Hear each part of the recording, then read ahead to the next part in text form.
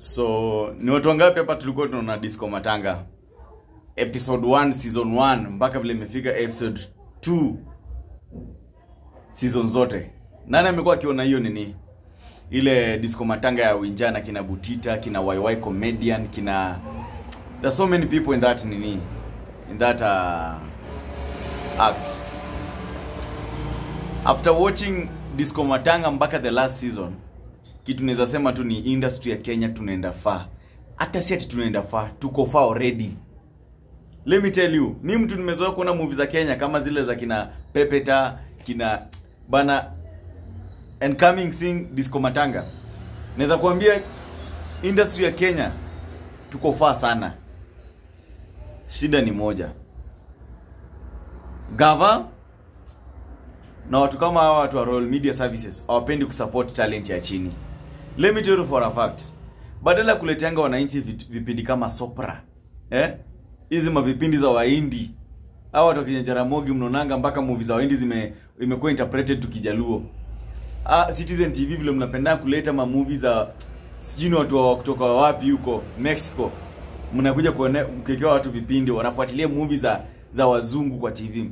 Mbona msiko mnapatia tu wasanii kama wetu wakina Winja? Imagine kitu kama Disco Matanga ingekuwa kwa Citizen, tunaona daily hizo episode. Imagine vile yani tungekuwa tumeboost industry ya Kenya vinomaje. Imagine ile movie kama Pepeta ingekuwa inaletwa kwa TV, kila siku mnaona episode moja, kila siku mnaona episode moja. Hebu imagine wasanii wetu wangekuwa nakuja na pay bill kuweka hapa ati wanataka usaidizi, ingekuwa imegrow industry. Tutoleni hizi upuzi mnatokea kwa TV hapa, movies za Mexican na movies za American hapa ati mnaona kila siku karibu mwaka moja watu wanafuatilia tu episode na movies za wazungu. And yet hapa Kenya manze tuko na ma actors wanoma. Ma actors wagenje bana.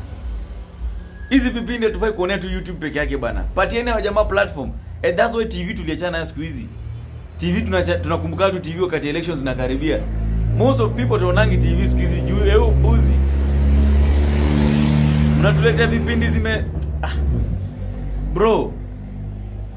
Patieni hawa vijana chance. Patieni wa jamaa chance wa showcase their talent.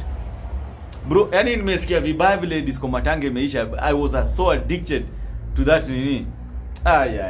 Winja, we ni mnoma. Winja, we ni mnoma.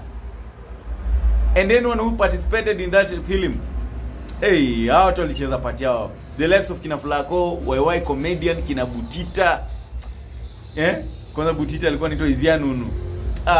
Hiyo kipindi ilikuwa genje.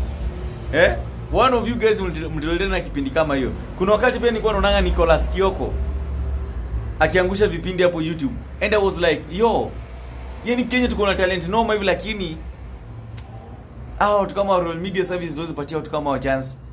Mtuletee vipindi real bana. Sio kutuwekea hizi mavipindi mmezoea kutuwekea hapa bana. Shout out to Winja, shout out to Nicholas Kioko, shout out to YY comedian, unanga skits zako hapo YouTube. Shout out to Butita. Hiyo gang yote, shout out to you all.